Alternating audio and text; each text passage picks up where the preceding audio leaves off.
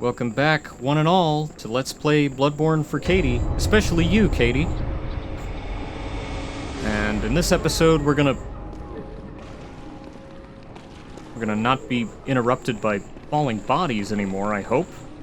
We're gonna be progressing into the second major level of the DLC, the Research Hall. Has anyone, seen my eyes? I'm afraid I've dropped them in a puddle.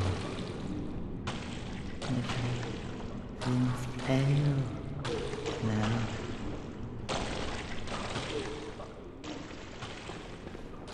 This is one of the few friendly ones of these Research Hall patients we're going to meet in here. The rest of them will be, almost all the rest of them will be hostile. This one I've heard suggested that this is what became of Eileen the Crow when she died in the Waking World, which, if you follow her questline and keep her alive up until the Bloody Crow of Canehurst fight, it's implied that she dies anyway from wounds she sustained before you arrived. So, either way, she dies. And so, it has been suggested by lore theorists that this is Eileen, that she passed on into the Hunter's Nightmare and wound up as a patient here in the Research Hall. I personally don't really buy this, as it seems predicated entirely on the two of them both having a Northern English accent. And I think coincidences can just happen. I think two people can have the same accent.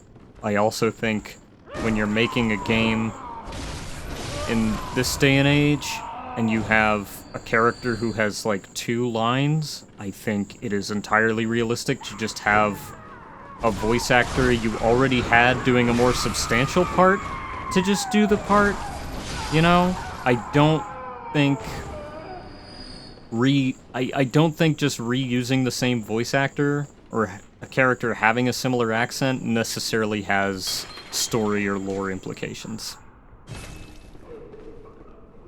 You know what? Maybe I'm wrong. Maybe Miyazaki-san will chastise me for my ignorance here.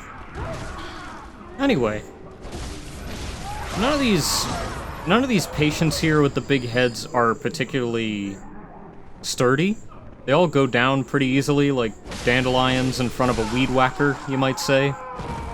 But the issue is that there's a lot of them, and they can gang up on you pretty easy if you're not good at bad boy management. As you will see in the coming minute and change.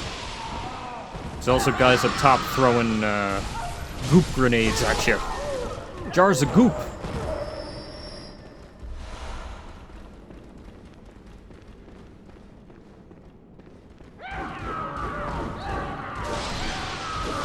Yeah, it's very easy to get comboed by all these guys. Look how fucking many of them there are. So in a way, this is almost... You could play this like a stealth level. Trying to just slip past these fools without aggroing them. I did a little experiment here. I have a couple of Shaman Bone Blades saved up because they're not really that useful of an item.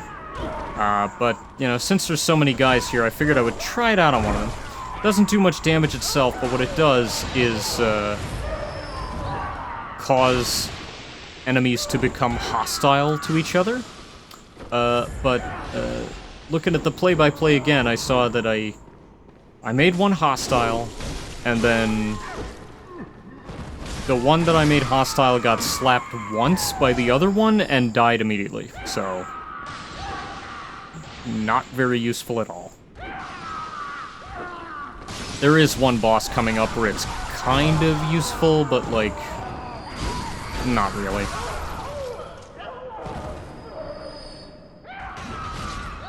It's a very niche use case for this particular item.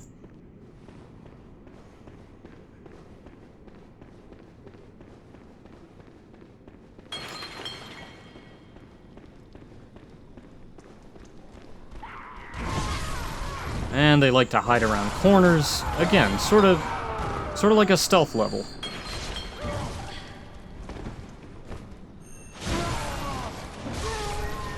Good job, Kate. You did it. Get those blood vials. Hell yeah.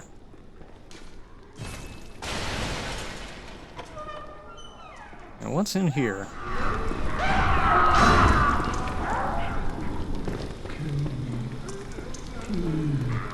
Someone help me. I'm guilty. I know. But I won't do it again. I promise. Darkness. It frightens me. And it rises from its far depths. Please, take my hand. Please, help me. Don't let me drown.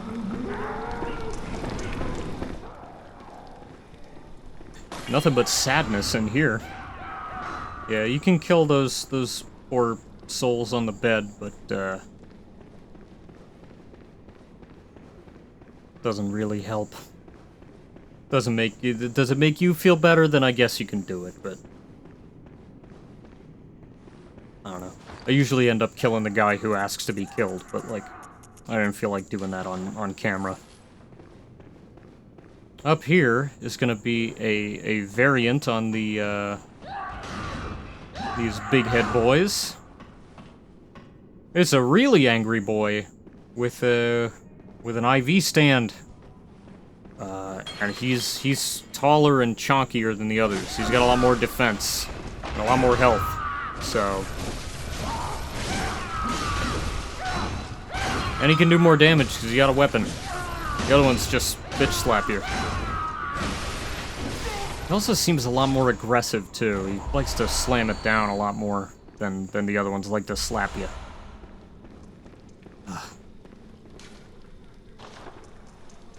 Oh yeah, I already took care of that ambush. Except I thought when I read that it might come from this side, but...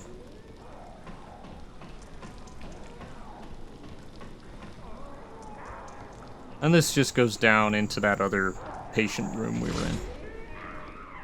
So yeah.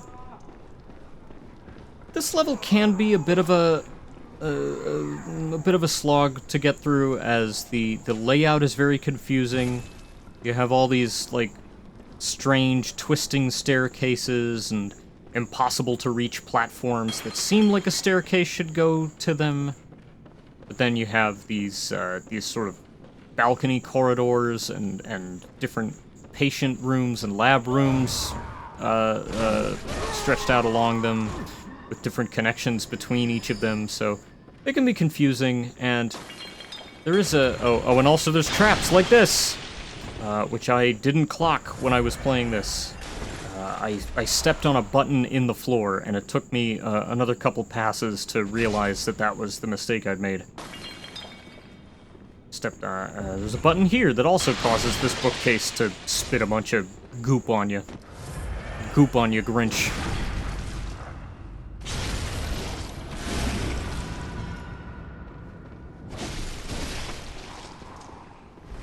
There we go. And that way, this level, it's very similar to... Save me, please. I don't hear anything. Oh, Lady Mary, save me, please. I don't hear anything. So I was saying, the bookcase traps remind me very much of the Grand Archives from Dark Souls 3.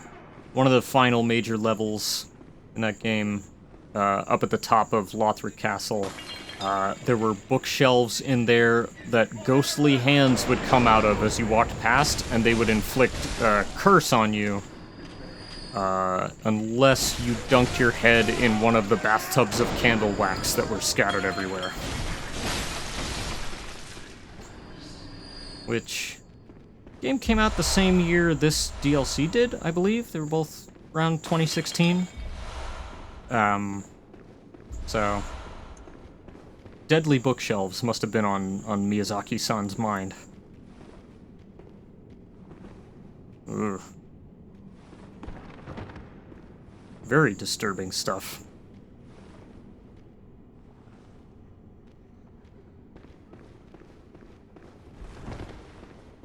let's not hang around, shall we? Find a way out of here.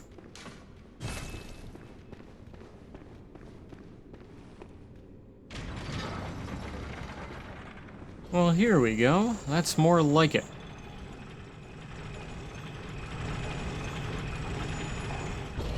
Okay, sure, it goes back down to the bottom, but this is a nice shortcut that we're going to be using for the rest of the level. I love the way gravity works on elevators. It's so goofy. Oh, accidentally sent it back up. Alright. Is that you, Lady Maria? No. You're someone else. Please, could you do something for me? I need brain fluid.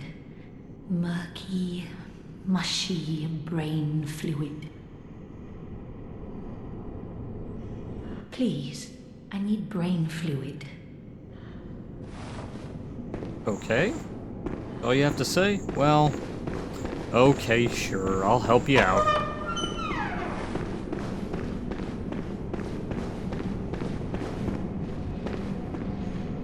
Better get to it.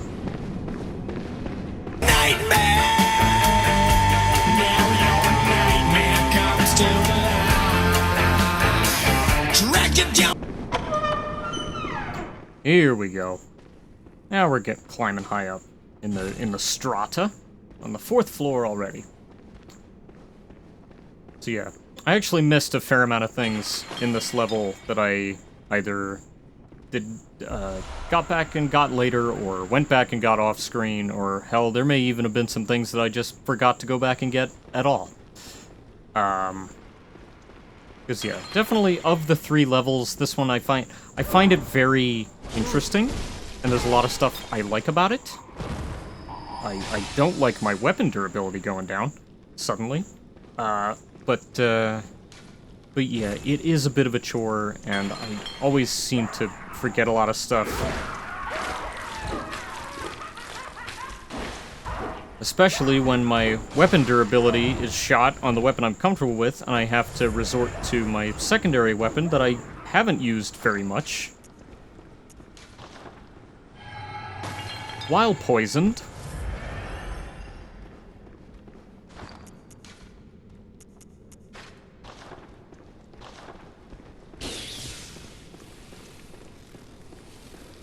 Alright. Who wants some lightning? There we go. Whoa!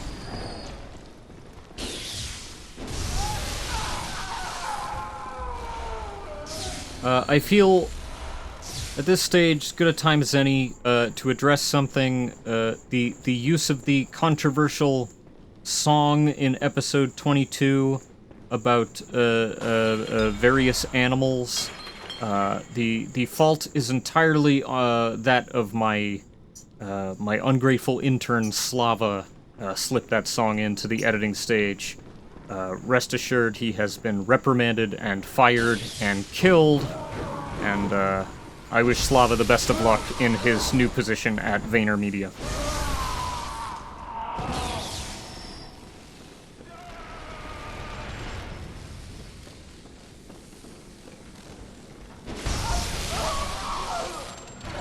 Anyway,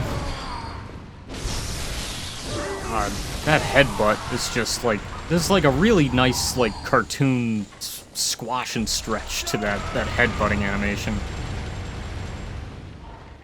Boy, that man sure is happy to be shooting that big gun. Oh shit. Ow! These guys are tough to stagger too. You can hit them and they'll just like keep on winding up right through it. They got a lot of poise. I was also having a lot of trouble parrying.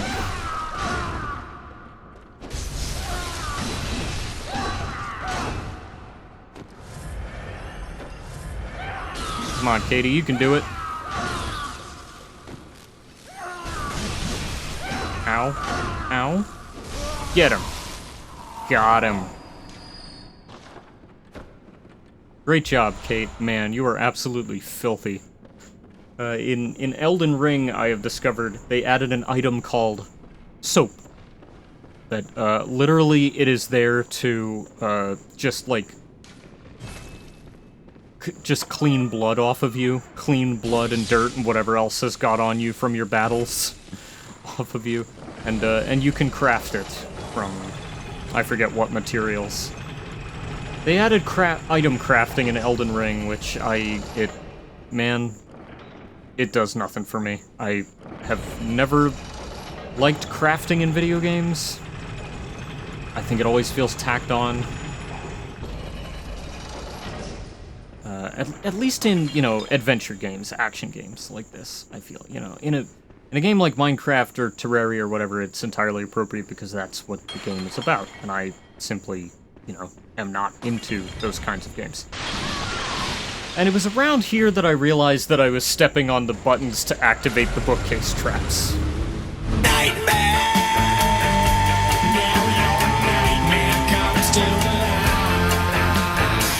Drag you down below, down to the devil's shore, to be his guest forever. Peace of mind is lost and never. Hate to twist your mind, but God ain't on your side. And old acquaintance sever. Burn the world, your house endeavor. Ashes burning, you can smell it in the air. 'Cause men like you are such an easy soul. Here we go.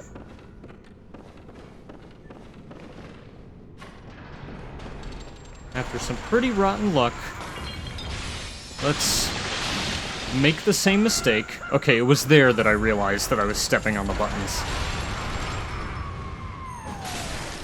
And let's knock an old man off a ledge to his death. Oh, nope, he's still alive. Okay.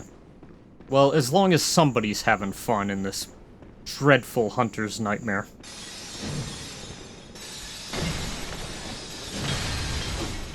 I also think it is worth considering how much of this nightmare version of the Healing Church's research hall is accurate to the way it... Like, is this the way the research hall was in reality in the history of the Healing Church? Or has it manifested this way as an even more twisted sort of... Oh, nice jump. You finally learned it. Learn the pattern, Kate. Yeah, is this like an even more twisted, fucked up version of, you know, the place that exists in reality? Because the way, you know, the way this nightmare is, it is similar to how the lecture building and the School of Mensis were dragged into a nightmare. This nightmare was constructed from real places in the world, or, you know, it's almost inspired by real places and events in the history of Yharnam and the church and the hunt. And so there was a research hall. The Healing Church did lots of horrific experiments on people. It's just unclear given the nature of the way nightmare realms tend to what's the word I'm looking for? Distort things from the waking world. You know, did it look like this? Was it this weird stuff with heads and brain fluid and stuff? I think to a certain extent it must have. Like, they were definitely trying to find ways of putting eyes on the inside, so to speak, and communing with the Great Ones and experimenting with blood and all that kind of stuff. This, you know, we know all this about the church at this point, but, you know, did they turn people into big meatballs? We don't know. We might never know.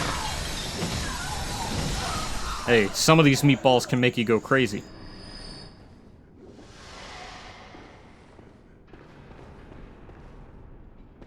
But still got some sedatives. Thanks, Grandma. Gonna have to check back in with her. I'm worried about her, you know? Worried about all my buddies back at the, back at Odin Chapel.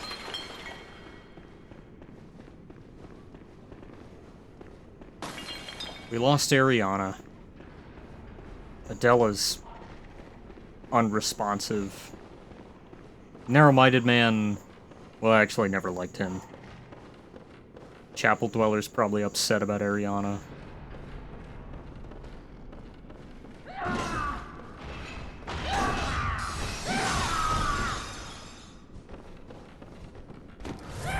There's a nice safe haven we had once. Away from shit like this!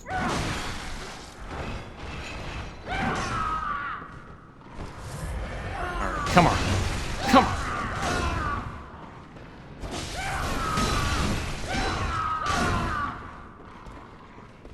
And the reason I keep switching weapons, because I mean, obviously it said weapon at risk for both my Saw Spear and Tonitrus. When a weapon becomes broken, its damage is effectively nullified. It does barely any to no damage, depending on the weapon you're using.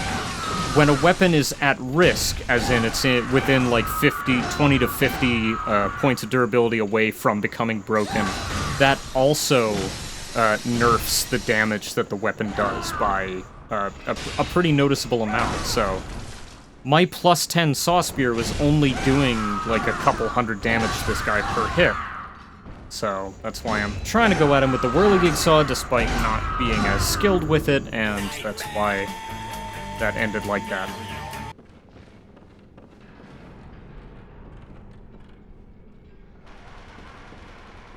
Okay. Now there's a trick with this guy. If you shoot the right spot, you can get him to run off the stairs, but it didn't work. So, you know what? I'm just gonna run straight past. Running away is a valid option. Especially in this, on this bitch of an earth. And now we're up here in the rafters.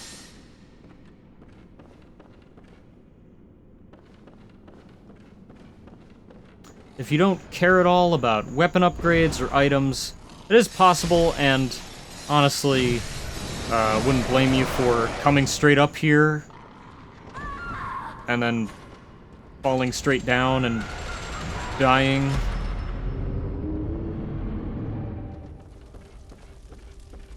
Okay, I gotta fix my shit.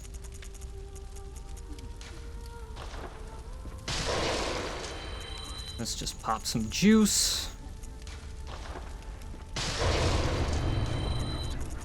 Make contact with the eldritch wisdom of the gods. And fix my shit.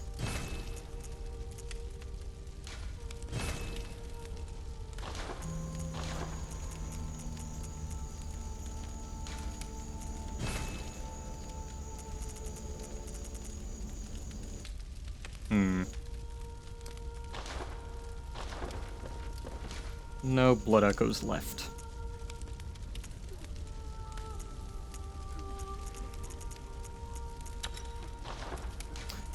Also, gotta put the Blood Rapture rune back on.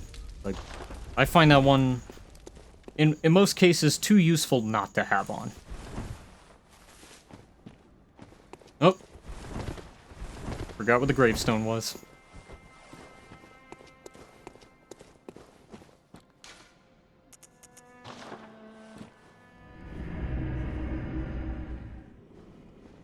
Okay, here we are, back in the rafters. As I was saying, if you don't give a shit about the items, the upgrade materials, or the first floor patient's brain fluid quest, it is in your best interest to come straight up here. Do what you gotta do, get this level over with as soon as possible.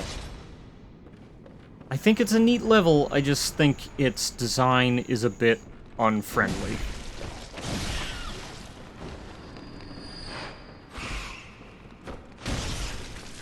Especially up here, where it's like, that's why I needed my Saw Spear back, because it lets me attack sort of straight.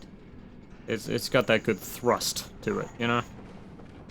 Make sure I don't fall off.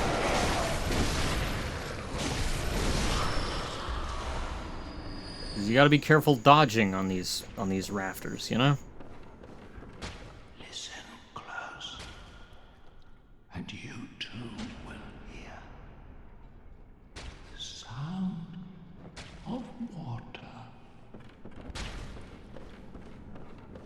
been a subtle water motif through the whole game. A lot of the runes that we've been picking up are based on, you know, lakes and oceans and stuff. And stuff about how vast bodies of water serve as guardians of sleeping secrets. In fact, you know, in order to expose those secrets, kill Rom the Vacuous Spider, we had to plunge into, you know, an otherworldly moonlit lake. You know, the lake guards the secret, water guards the secret. There's gonna be even more of that. And now that I think of it, that shit is straight out of Lovecraft, baby. Shadow over Innsmouth is all about water, and, you know, Cthulhu is a you know, a sea monster god. There's a ton of Lovecraft inspiration in this part of the game in particular. Splish, splash. Have Yeah? you heard how curiously the sea churns? Like a storm, but like the rain, only gentle, like dripping water. It bellows from deep inside of me. Here it comes, up through my inside, but gently, like little droplets. Hey, you got any brain fluid in you? Let's find out.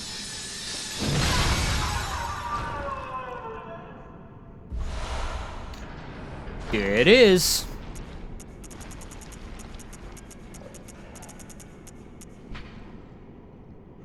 Bobbles and bounces. In the early days of the healing church, the great ones were linked to the ocean, and so the cerebral patients would imbibe water and listen for the howl of the sea. Brain fluid writhed inside the head, the initial makings of internal eyes. We're gonna need 3 of these brain fluid items in order to finish Adeline's questline. I didn't realize this while I was playing, but each one of the items has a slightly different flavor text description, so since I didn't look at them in-game, I will be reading them out from the wiki as we get the other 2. But yeah, first one's up there, and now that we've moved the stairs, we can access places in the level that we couldn't before. Very Zelda in that way. Oh hey, I wasn't even trying to parry him and I parried him. See, if I'm trying to parry, I can't do it. If I'm not trying, it just happens by accident.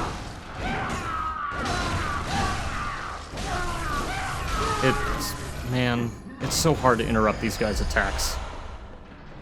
Especially if you're using a weapon that you're not used to or that doesn't have much stopping power. Big rat. Oh, he fell down from above, that's it. Oh, these fucking birds in the rafters, ugh. Well, that's city life for you.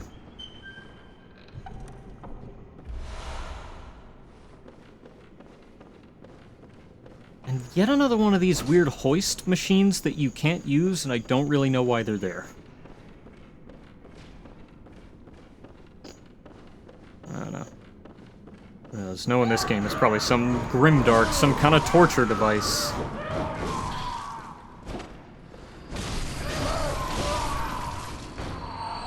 I don't know. I'm okay with From Software doing grimdark shit in their games because they are explicitly, you know, horror-inspired, especially this game, as opposed to, say, Ubisoft trying to put, like, edgy, grim stuff in their games because they think, ooh, this is fucking real, man. What can we put in our hacker game to let people know that it's, like, fucking real? Oh, how about you hack into a guy's webcam and see that it's an old man who died and no one found him for days? Ooh, isn't this real? Like, no, it's just upsetting and dumb and badly written, and you make bad games, Ubisoft. You used to make good games, and now you make bad ones. That make me sad.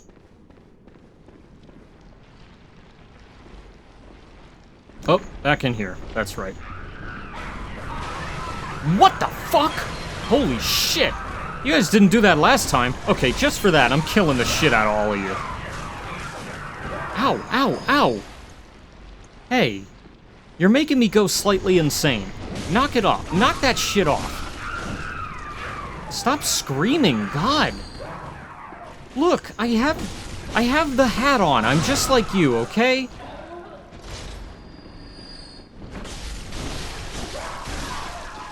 Look, I'm just trying to get downstairs so I can feed some weird milk to my friend who also looks just like you. Man, I can't figure out the fucking way down. I guess I'll just jump off. There we go. God. Oh, hey, another friendly one. Plop. Plip. Plop. Plip. Plop. Plip.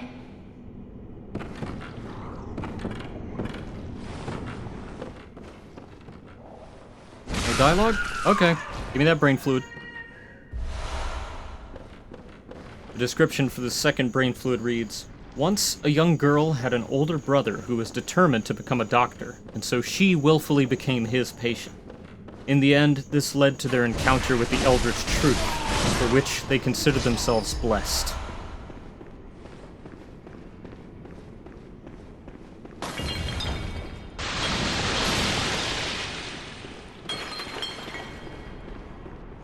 Fascinating stuff.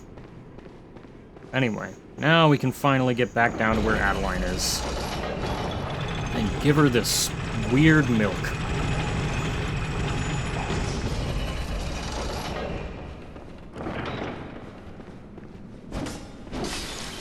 Oh, nope, you guys are dead. Okay, gotcha. I forget where I've been, you know? I've been so busy today.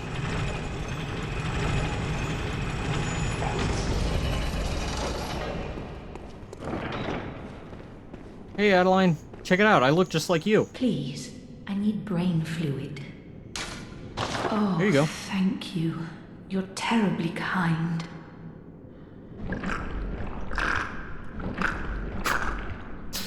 God, that's disturbing. Look at that. It's wonderful. Oh, I hear the sticky sound. Do you hear it too? Oh, I know. Will you have my blood as thanks? I'll have you know, I was once a blood saint too. That makes me happy, but I cannot move. Look, on my right arm. I'm sorry to trouble you, but you don't mind, do you?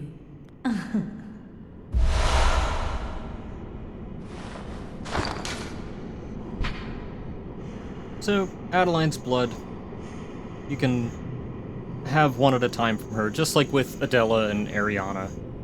In fact, Adela is, they share a profession. And it has the same effect as one of those two's blood, where it restores your HP over time.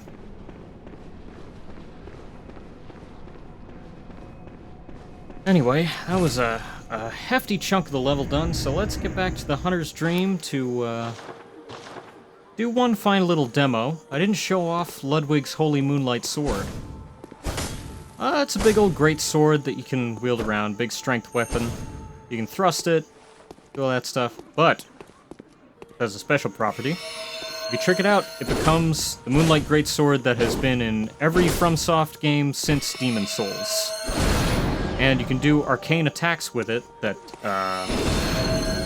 use up Quicksilver bullets, but it's still pretty handy.